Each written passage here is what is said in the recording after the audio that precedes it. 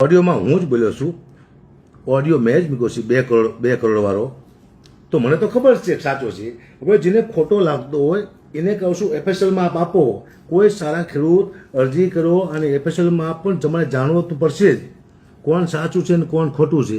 જો હું ખોટો પડું તો માફી નહીં માગું, હું મરી જઈશ, તમને વચન આપું છું. અને નિલેશભાઈ એમાં ખોટા પડે તો એને તમે સજા આપવી હોય તો આપજો કે ન આપતા. કે હું નિલેશભાઈને બદનામ કરવા પણ નથી આવ્યો.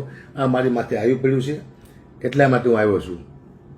એવું હોય તો તમે નાર્કોટિક કરાવો, મારો નિલેશભાઈનો બેયનો આટલી બાંધી આપું છું ને, મારો નિલેશભાઈનો બેયનો નાર્કોટિક્સ કરાવો, ખબર પડે કોને પૈસાની જરૂર હતી.